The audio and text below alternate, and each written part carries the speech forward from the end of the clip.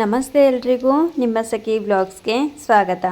ಸ್ನೇಹಿತರೆ, ಇವತ್ತಿನ ವಿಡಿಯೋದಲ್ಲಿ ಪುಟ್ಟದಾಗಿರುವಂಥ ಒಂದು ರಂಗೋಲಿ ಹಾಗೆ ಒಂದು ಬ್ರೇಕ್ಫಾಸ್ಟನ್ನು ಶೇರ್ ಮಾಡ್ತಾ ಇದ್ದೀನಿ. ತುಂಬ ಹೆಲ್ದಿಯಾಗಿರುವಂಥ ಬ್ರೇಕ್ಫಾಸ್ಟು, ತುಂಬಾ ಬೇಗ ಆಗುವಂಥದ್ದು. ಮಾತ್ರ ತುಂಬ ಬೇಗ ಈ ಮಳೆಗಾಲಕ್ಕಂತೂ ಹೇಳಿ ಮಾಡಿಸಿದ್ದು. ತಿನ್ನಲೇಬೇಕು, ಹೆಲ್ತಿಗೆ ತುಂಬಾ ಒಳ್ಳೆಯದು. ಹಾಗೆ ಇದರ ಜೊತೆಗೆ ಈಗ ವರಮಹಾಲಕ್ಷ್ಮಿ ಹಬ್ಬನ ಮಾಡ್ತಾ ಇರ್ತೀವಿ. ಅಂದರೆ ಶ್ರಾವಣದಲ್ಲಿ ಹೆಚ್ಚಾಗಿ ಎಲ್ಲರೂ ಮಾಡ್ತೀವಿ, ಆಷಾಢದಲ್ಲಿ ತುಂಬ ಕಡಿಮೆ ಜನ ಮಾಡೋದು. ಹಾಗಾಗಿ ಶ್ರಾವಣ ಮಾಸ ಅಥವಾ ಯಾವಾಗಲೇ ನೀವು ಪೂಜೆ ಯಾವಾಗ ಮಾಡ್ತೀರಾ, ಸೊ ಆವಾಗ ನಿಮಗೆ ಈ ಒಂದು ವಿಡಿಯೋ ತುಂಬ ಹೆಲ್ಪ್ ಆಗುತ್ತೆ. ಹಾಗೆ ಬ್ಯಾಕ್ಗ್ರೌಂಡ್, ನಾವೀಗ ವರಮಹಾಲಕ್ಷ್ಮಿ ಹಬ್ಬ ಮಾಡಬೇಕಾದ್ರೆ ಬ್ಯಾಕ್ಗ್ರೌಂಡ್ ಇಮೇಜಸ್ ಅಥವಾ ಯಾವ ರೀತಿ ಡೆಕೋರೇಷನ್ ಮಾಡೋದು ಅನ್ನೋದ್ರ ಬಗ್ಗೆ ಶೇರ್ ಮಾಡ್ತೀನಿ. ಸೊ ವಿಡಿಯೋನೇ ಎಲ್ಲೂ ಸ್ಕಿಪ್ ಮಾಡ್ತೆ ನೋಡಿ.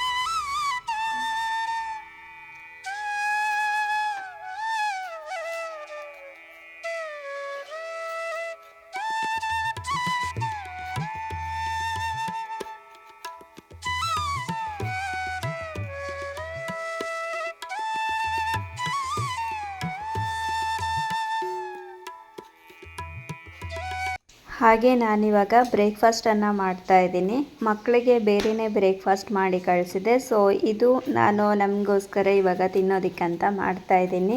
ಸೊ ತುಂಬ ಕ್ವಿಕ್ಕಾಗಿ ಆಗುತ್ತೆ. ಈ ರೀತಿ ನಾವು ತಂದು ಇಟ್ಕೊಂಡ್ರೆ ಮರಗೆಣಸು ಯಾರ್ಯಾದರೂ ನೋಡಿಲ್ಲ ಅಂದರೆ ಯಾವ ರೀತಿ ಮಾಡೋದು ಅನ್ನೋದು ಕೂಡ ನೋಡ್ಕೊಳ್ಳಿ, ನಿಮಗೂ ಕೂಡ ಈಸಿ ಆಗುತ್ತೆ. ಹೆಲ್ತಿಗೆ ತುಂಬ ಒಳ್ಳೆಯದು.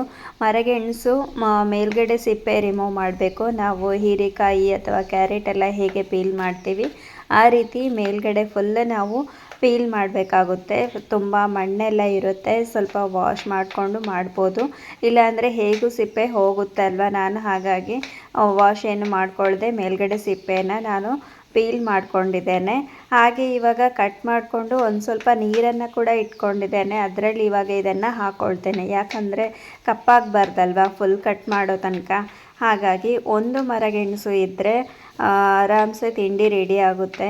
ಒಂದೇ ಒಂದು ಮರಗೆಣಸು ಉದ್ದ ಇರೋದು, ತುಂಬ ಶಾರ್ಟ್ ಇರೋದಾದರೆ 2 ಬೇಕಾಗುತ್ತೆ. ಒಂದು 4ರಿಂದ 5 ಜನಕ್ಕೆ ಸಾಕಾಗುತ್ತೆ ನೋಡಿ ಇದು. ಹಾಗೆ ಸಂಜೆ ಕೂಡ ಮಕ್ಕಳು ಬಂದಾಗ ಕೂಡ ಇದನ್ನು ತಿನ್ನಲಿಕ್ಕೆ ಕೊಡ್ಬೋದು, ಇಷ್ಟಪಟ್ಟು ತಿಂತಾರೆ. ಹಾಗೆ ಸ್ಟಾರ್ಚ್ ಇದೆ ಇದರಲ್ಲಿ, ಮತ್ತು ತುಂಬ ಪ್ರೋಟೀನ್ ಕೂಡ, ಇದು ಕೂಡ ಪ್ರೋಟೀನ್ ಸಿಗ್ತದೆ ಮಕ್ಕಳಿಗೆಲ್ಲ. ಸೊ ಬೆಳೆಯೋ ಮಕ್ಕಳಿಗೆ ಪ್ರೋಟೀನ್ ಎಲ್ಲ ಕೊಟ್ಟರೆ ತುಂಬ ಒಳ್ಳೆಯದಲ್ವ. ಹಾಗಾಗಿ ಆದಷ್ಟು ನಾವು ಪ್ರೋಟೀನ್ ಇನ್ಕ್ಲೂಡ್ ಆಗಿರುವಂಥ ಫುಡ್ಡನ್ನು ಕೊಡ್ತಾ ಬರಬೇಕು ಮಕ್ಕಳಿಗೆ. ಅವರ ಒಂದು ಗ್ರೋತಿಗೆ ಇದು ತುಂಬ ಹೆಲ್ಪ್ ಆಗುತ್ತೆ. ಎಗ್ ಆಗಿರ್ಬೋದು, ಹಾಗೆ ಬೇಳೆ ಐಟಮ್ ಆಗಿರ್ಬೋದು, ಇದನ್ನೆಲ್ಲ ಮಕ್ಕಳಿಗೆ ಕೊಡ್ತಾ ಬರಬೇಕು, ತುಂಬ ಒಳ್ಳೆಯದು. ಹಾಗೆ ಇವಾಗ ಕಟ್ ಮಾಡ್ತಾಯಿದ್ದೀನಿ, ನೋಡ್ಬೋದು ಒಂದು ಸ್ವಲ್ಪ ಹಾರ್ಡ್ ಆಗಿದೆ, ಆದರೆ ಕಟ್ ಮಾಡ್ಬೋದು. ಮತ್ತು ಈಗ ನೋಡ್ಬೋದು ಫುಲ್ ಕಂಪ್ಲೀಟಾಗಿ ಕಟ್ ಮಾಡಿಕೊಂಡು ಆಗಿದೆ. ಈಗ ಇದನ್ನು ನಾನು ಒಂದು ಸ್ವಲ್ಪ ತಣ್ಣೀರಲ್ಲಿ ವಾಶ್ ಮಾಡಿ ಅದಾದಮೇಲೆ ಬೇಯೋದಕ್ಕೆ ಇಡ್ತೀನಿ.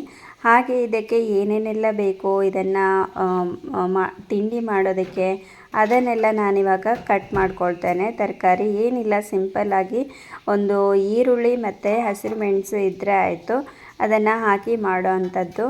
ಸೊ ಇವಾಗ ಬೇಯೋದಕ್ಕೆ ಇಡ್ತಾಯಿದ್ದೀನಿ. ಹಾಗೆ ಬೇಯೋದಕ್ಕೆ ಇಡಬೇಕಾದ್ರೆ ತುಂಬ ಏನು ನೀರು ಹಾಕಬೇಕು ಅಂತ ಇಲ್ಲ, ಅದರ ಮೇಲೆ ಬರುವಷ್ಟು ನೀರು ಹಾಕಿದರೆ ಸಾಕಾಗುತ್ತೆ. ಹಾಗೆ ಅದರ ಜೊತೆಗೆ ಒಂದು ಸ್ವಲ್ಪ ಉಪ್ಪನ್ನು ಕೂಡ ಹಾಕಿ ಬೇಯಿಸೋದ್ರಿಂದ ತುಂಬ ಬೇಗ ಬೇಯುತ್ತೆ, ಮತ್ತು ಟೇಸ್ಟ್ ಅಂದರೆ ಉಪ್ಪಿನ ಟೇಸ್ಟನ್ನು ಹಿಡ್ಕೊಳ್ಳುತ್ತೆ ಅದು ಮರಗೆಣಸು. ಹಾಗೆ ಇವಾಗ ಒಂದು ಸ್ವಲ್ಪ ಹಸಿರು ಮೆಣಸು ತೊಗೊಂಡಿದ್ದೀನಿ, 4ರಿಂದ 5 ಹಸಿರು ಮೆಣಸು. ತುಂಬ ಖಾರ ಜಾಸ್ತಿ ಇದ್ದರೆ ನೀವು ಒಂದು 2ರಿಂದ 3 ತೊಗೊಂಡ್ರೆ ಸಾಕಾಗುತ್ತೆ. ನಾನಿಲ್ಲಿ ಸ್ವಲ್ಪ ಮೀಡಿಯಮ್ ಖಾರ ಇರೋದ್ರಿಂದ 4ರಿಂದ 5 ತೊಗೊಂಡಿದ್ದೀನಿ. ಹಾಗೆ ಒಂದು 2 ಈರುಳ್ಳಿ ತೊಗೊಂಡಿದ್ದೇನೆ ಇಲ್ಲಿ. ಇದನ್ನು ಕೂಡ ಮೀಡಿಯಮ್ ಸೈಜಲ್ಲಿ ಕಟ್ ಮಾಡಿ ಇಟ್ಕೊಳ್ತಾ ಇದ್ದೀನಿ. ಹಾಗೆ ಇದಕ್ಕೆ ಕಾಯಿ ತುರಿ ಇದ್ದರೆ ತುಂಬ ಟೇಸ್ಟ್ ಆಗುತ್ತೆ. ಕಾಯಿ ತುರಿ ಅಂತೂ ಬೇಕೇ ಬೇಕು ಇದಕ್ಕೆ, ತುಂಬ ಚೆನ್ನಾಗಿರುತ್ತೆ. ನಮ್ಮ ಮಲೆನಾಡು ಸೈಡೆಲ್ಲ ಇದನ್ನು ಜಾಸ್ತಿ ಮಾಡ್ತೇವೆ ನಾವು. ಸೊ ನೀವು ಕೂಡ ಒಂದು ಸಲ ಮಾಡಿ ನೋಡಿ, ತುಂಬ ಇಷ್ಟ ಆಗುತ್ತೆ. ಹಾಗೆ ನಿಮಗೆ ಇಷ್ಟ ಆದರೆ ಕಮೆಂಟ್ ಮಾಡಿ ತಿಳಿಸಿ. ಯಾರಾದರೂ ಹೊಸೊಬ್ಬರು ನೋಡ್ತಾ ಇದ್ದರೆ ನನ್ನ ಚಾನಲನ್ನು ಸಬ್ಸ್ಕ್ರೈಬ್ ಮಾಡಿ. ಹಾಗೆ ಇಲ್ಲಿ ನೋಡಿ, ನಮ್ಮ ಮನೆ ಪಕ್ಕದ ಬೆಕ್ಕು, ನಮ್ಮದಲ್ಲ, ನಾವು ಸಾಕಲ್ಲ, ಆದರೂ ಕೂಡ ಬರ್ತಾ ಇರುತ್ತೆ. ಮನೆ ಪಕ್ಕ ಎಲ್ಲ ಮನೆಗಳು ಹತ್ತಿರ ಇರಬೇಕಾದ್ರೆ ಬರ್ತಾ ಇರುತ್ತೆ. ನಾಯಿ ಅಥವಾ ಬೆಕ್ಕು ಇದೆಲ್ಲ ಬರ್ತಾ ಇರುತ್ತೆ. ಹಾಗೆ ತಿಂಡಿ ಕೇಳ್ತಾ ಇತ್ತು, ಬೇರೆ ಏನು ಹಿಡಿಯಲ್ಲ ಅದು, ತಿಂಡಿ ಕೇಳುತ್ತೆ. ಹಾಗಾಗಿ ಒಂದು ಸ್ವಲ್ಪ ಬಿಸ್ಕೆಟನ್ನು ಹಾಕಿದೆ ಅದಕ್ಕೆ. ಹಾಗಾಗಿ ಮತ್ತು ಇವಾಗ ನಾನು ಒಗ್ಗರಣೆಗೆ ರೆಡಿ ಮಾಡ್ತಾಯಿದ್ದೇನೆ. ನೋಡ್ಬೋದು, ಕಡಲೆಬೇಳೆ, ಉದ್ದಿನಬೇಳೆ, ಹಾಗೆ ಒಂದು ಸ್ವಲ್ಪ ಸಾಸಿವೆ, ಜೀರಿಗೆ ಕೂಡ ಹಾಕ್ಕೊಳ್ತಾ ಇದ್ದೇನೆ. ಮತ್ತು ಇದಕ್ಕೆ ಕಟ್ ಮಾಡಿ ಇಟ್ಕೊಂಡಿರುವಂತಹ ಈರುಳ್ಳಿ ಮತ್ತು ಹಸಿರು ಮೆಣಸೆಲ್ಲ ಕಟ್ ಮಾಡಿದ್ದೆ ಅಲ್ವಾ, ಅದನ್ನು ಹಾಕ್ಕೊಂಡು ಫ್ರೈ ಮಾಡ್ತಾ ಇದ್ದೇನೆ. ಇದಕ್ಕೆ ರುಚಿಗೆ ತಕ್ಕಷ್ಟು ಉಪ್ಪು ಮೊದಲೇ ಸ್ವಲ್ಪ ಬೇಯಬೇಕಾದ್ರೆ ಹಾಕಿದ್ದೇನೆ. ಈಗ ಒಂದು ಸ್ವಲ್ಪ ನೋಡಿಕೊಂಡು ಹಾಕಿದರೆ ಸಾಕು, ಸ್ವಲ್ಪನೇ ಹಾಕ್ಕೊಂಡಿದ್ದೇನೆ. ಹಾಗೆ ಸಕ್ಕರೆ ಕೂಡ ನೀವು ಬೇಕಿದ್ದರೆ ಸಕ್ಕರೆ ಅಥವಾ ಬೆಲ್ಲ ಹಾಕ್ಕೊಳ್ಬೋದು. ನಾನು ಹಾಕ್ಕೊಳ್ಳಲ್ಲ, ಯಾಕಂದರೆ ಕಾಯಿ ತುರಿ ಹಾಕ್ತಾರಲ್ವ, ಅದರಲ್ಲಿ ಒಂದು ಸ್ವಲ್ಪ ಸ್ವೀಟ್ ಇರುತ್ತೆ. ಹಾಗಾಗಿ ಈಗ ಆಲ್ಮೋಸ್ಟ್ ಫ್ರೈ ಆಯಿತು ನೋಡಿ. ಈಗ ನಾನು ಬೇಯಿಸ್ಕೊಂಡಿರುವಂತಹ ಈ ಮರಗೆಣಸು ಏನಿದೆ ಅದನ್ನು ಹಾಕ್ಕೊಳ್ತೇನೆ. ಮತ್ತು ಒಂದು ಸ್ವಲ್ಪ ಅರಿಶಿನ ಪುಡಿ ಮತ್ತು ಕಾಯಿ ತುರಿ ಇದಿಷ್ಟನ್ನು ಹಾಕ್ಕೊಂಡು ಚೆನ್ನಾಗಿ ಮಿಕ್ಸ್ ಮಾಡಿ ಒಂದು ಸ್ವಲ್ಪ ಸ್ಲಿಮ್ ಆಗಿಟ್ಟು ಪ್ಲೇಟ್ ಮುಚ್ಚಿದರೆ ಸಾಕಾಗುತ್ತೆ. ರೆಡಿ ಆಯಿತು. ಇಷ್ಟೇ ಇರೋದು, ಬೇರೆ ಏನು ಹಾಕಬೇಕು ಅಂತಿಲ್ಲ. ಇಷ್ಟು ತುಂಬ ಸಿಂಪಲ್ಲಾಗಿ ನಾವು ಪೊಟೆಟೊ ಬಾಜಿ ಮಾಡ್ತೀವಲ್ಲ, ಸ್ವಲ್ಪ ಅದೇ ಟೈಪ್ ಬರುತ್ತೆ ತಿನ್ನಬೇಕಾದ್ರೆ ಟೇಸ್ಟು. ಸೊ ನೀವೊಂದು ಸಲ ಟ್ರೈ ಮಾಡಿ ನೋಡಿ.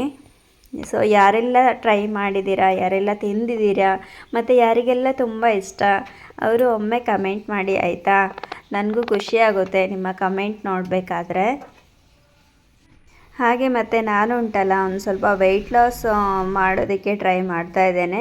ವೆಯ್ಟ್ ಲಾಸ್ ಮಾಡೋದು ಒಂದು ಸ್ವಲ್ಪ ಫುಡ್ ಕಾನ್ಷಿಯಸ್ ಎಲ್ಲ ಮರ್ತೋದ್ರೆ ಉಂಟಲ್ವ, ಮತ್ತೆ ಒಂದು ಸ್ವಲ್ಪ ವೆಯ್ಟ್ ಗೇನ್ ಆಗಿಬಿಡ್ತೇನೆ. ಹಾಗಾಗಿ ಮತ್ತೆ ಸ್ಟಾರ್ಟ್ ಮಾಡಿದ್ದೇನೆ. ಜೊತೆಗೆ ಸಲಾಡು ಮತ್ತು ಪ್ರೋಟೀನ್ ಇರೋಂಥ ಮೊಸರನ್ನು ತೊಗೊಂಡಿದ್ದೇನೆ. ಇದು ನನ್ನ ಈಗದ ಬ್ರೇಕ್ಫಾಸ್ಟು ಮಾರ್ನಿಂಗಿದ್ದು. ಸೊ ಯಾರೆಲ್ಲ ವೆಯ್ಟ್ ಲಾಸ್ ಮಾಡ್ತೀರಾ ಅವರಿಗೂ ತುಂಬ ಹೆಲ್ಪ್ ಆಗುತ್ತೆ. ಸೊ ಇದನ್ನು ಶೇರ್ ಮಾಡಿ ಯಾರಿಗಾದರೂ ಮಾಡೋರಿಗೆ. ಮತ್ತು ನೋಡ್ತಾ ಇರ್ಬೋದು, ಈಗ ಫಸ್ಟ್ ಬ್ಯಾಕ್ಗ್ರೌಂಡ್ ಡಿಸೈನನ್ನು ಶೇರ್ ಮಾಡ್ತಾ ಇದ್ದೇನೆ. ಬ್ಯಾಕ್ಗ್ರೌಂಡ್ ಹೇಗೆ ಡೆಕೋರೇಷನ್ ಮಾಡ್ಬೋದು ನೋಡಿ. ಮಾವಿನ ತೋರಣ ಅಂತೂ, ಮಾವಿನ ಎಲೆ ಅಂತೂ ಸಿಗುತ್ತೆ ಮನೆ ಪಕ್ಕದಲ್ಲಿ. ಅದನ್ನು ಯೂಸ್ ಮಾಡಿಕೊಂಡು ಮತ್ತು ಹೂವಿನ ಮಾಲೆಯನ್ನು ಯೂಸ್ ಮಾಡಿಕೊಂಡು ಮಧ್ಯದಲ್ಲಿ ಒಂದು ಕಳಶದ ಚಿತ್ರವನ್ನು ಬಿಡಿಸಿ ಅದನ್ನು ಕಟ್ ಮಾಡಿ ಅಂಟಿಸ್ಕೊಂಡ್ರೆ ತುಂಬ ಚೆನ್ನಾಗಿರುವಂಥ ಒಂದು ಬ್ಯಾಕ್ಗ್ರೌಂಡ್ ಡಿಸೈನ್ ರೆಡಿ ಆಗುತ್ತೆ ವರಮಹಾಲಕ್ಷ್ಮಿ ಹಬ್ಬಕ್ಕೆ. ಸೊ ಟ್ರೈ ಮಾಡಿ ನೋಡಿ ಈ ಥರ. ಹಾಗೆ ಇನ್ನೊಂದು ಬಾಳೆ ಎಲೆಗಳನ್ನು ಯೂಸ್ ಮಾಡಿಕೊಂಡು ಒಂದರ ಮೇಲೆ ಒಂದು ಈ ರೀತಿ ಪಿನ್ ಮಾಡ್ತಾ ಬಂದರೆ ಅದು ಕೂಡ ಚೆನ್ನಾಗಿ ಕಾಣುತ್ತೆ. ಅದರ ಮೇಲ್ಗಡೆ ಮಾಲೆಗಳನ್ನು, ಅಂದರೆ ಸೇವಂತಿಗೆ ಮಾಲೆ ಅಂತೂ ಸಿಗುತ್ತೆ, ಅದೇ ತುಂಬ ಗ್ರ್ಯಾಂಡಾಗಿ ಕಾಣುವಂಥದ್ದು.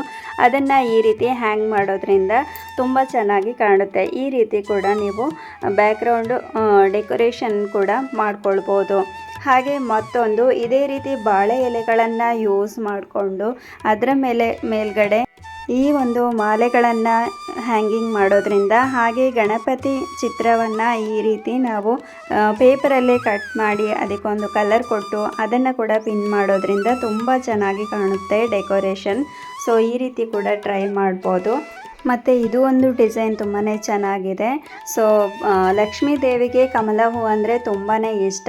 ಸೊ ಹಾಗಾಗಿ ಬ್ಯಾಕ್ಗ್ರೌಂಡ್ ಯಾವುದಾದ್ರೂ ಒಂದು ಡಾರ್ಕ್ ಕಲರ್ ಬಟ್ಟೆನ ಹಾಕ್ಕೊಂಡು, ಗ್ರೀನ್ ಕಲರ್ ಆಗಿರ್ಬೋದು ಅಥವಾ ನಿಮಗೆ ಇಷ್ಟವಾದ ಕಲರ್ ಇರುವಂಥ ಒಂದು ಕ್ಲೋತನ್ನು ಹಾಕ್ಕೊಂಡು, ಅದಾದಮೇಲೆ ಅದರ ಮೇಲ್ಗಡೆ ಈ ರೀತಿ ಕಮಲದ ಹೂವುಗಳನ್ನು ನಾವು ತಾವರೆ ಹೂವಿನ ಚಿತ್ರವನ್ನು ಒಂದು ಡ್ರಾ ಮಾಡಿ ಅದನ್ನು ಕಟ್ ಮಾಡಿ ಅಂಟಿಸೋದ್ರಿಂದನೂ ತುಂಬ ಚೆನ್ನಾಗಿ ಕಾಣುತ್ತೆ. ಹಾಗೆ ಮತ್ತೊಂದು ಡಿಸೈನ್ ನೋಡ್ತಾ ಇರ್ಬೋದು. ಒಂದು ಡಾರ್ಕ್ ಕಲರ್, ಒಂದು ರೆಡ್ ಕಲರ್ ಬಟ್ಟೆ ಇರ್ಬೋದು, ಅಥವಾ ಯಾವುದಾದ್ರೂ ಪಂಚೆ, ಸೀರೆ ಇದ್ದರೆ ಹೊಸದಾಗಿ ತೊಗೊಂಡಿರುವಂಥ ಸೀರೆ ಅದನ್ನು ತೊಗೊಂಡು ಅದರ ಮೇಲ್ಗಡೆ ಈ ರೀತಿ ಯಾವುದಾದ್ರೂ ಇಷ್ಟ ಆಗಿರುವಂಥ ಒಂದು ರಂಗೋಲಿಯನ್ನು ಡಿಸೈನ್ ಮಾಡಿ ಪೇಂಟಿಂದ. ಅದಾದಮೇಲೆ ಅದರ ಮೇಲ್ಗಡೆ ರಂಗೋಲಿ ಡಿಸೈನನ್ನು ಹಾಕಿ ಮತ್ತು ಹೂ ಮಾಲೆಗಳನ್ನು ಹಾಕೋದ್ರಿಂದನೂ ತುಂಬ ಚೆನ್ನಾಗಿ ಕಾಣುತ್ತೆ. ಮತ್ತು ಇದು ಒಂದು ಲಾಸ್ಟ್ ಡಿಸೈನ್ ನೋಡ್ತಾ ಇರ್ಬೋದು. ನಮಗೆ ಸ್ವಸ್ತಿಕ ಮತ್ತು ಕಳಶ ಮತ್ತು ದೇವರ ನಾಮ, ತಾವರೆ ಇದೆಲ್ಲ ಇರುವಂಥದ್ದನ್ನು ಒಂದೇ ಡೆಕೋರೇಷನನ್ನು ಮಾಡ್ಕೊಳ್ಬೋದು. ಈ ರೀತಿ ಎಲ್ಲನೂ ಯೂಸ್ ಮಾಡಿಕೊಂಡು ತುಂಬಾ ಚೆನ್ನಾಗಿದೆ. ಹಾಗೆ ಇದು ನೋಡ್ತಾ ಇರ್ಬೋದು, ತುಂಬ ಸಿಂಪಲಾಗಿ 2 ಸೈಡ್ ಹೂ ಮಾಲೆಗಳನ್ನು ಹಾಕಿ ಒಂದು 4ರಿಂದ 5 ತಾವರೆ ಹೂಗಳನ್ನು ಡ್ರಾ ಮಾಡಿ ಕಟ್ ಮಾಡಿ ಹಾಕಿದರೆ ಈ ರೀತಿ ಕೂಡ ತುಂಬಾ ಚೆನ್ನಾಗಿ ಕಾಣುತ್ತೆ ಲಕ್ಷ್ಮೀ ಹಬ್ಬಕ್ಕೆ. ಸೊ ಟ್ರೈ ಮಾಡಿ ನೋಡಿ. ಎಲ್ಲ ಡಿಸೈನ್ಸ್ ಇಷ್ಟ ಆಗಿದರೆ ಲೈಕ್ ಮಾಡಿ, ಶೇರ್ ಮಾಡಿ, ಸಬ್ಸ್ಕ್ರೈಬ್ ಮಾಡಿ. Thank you.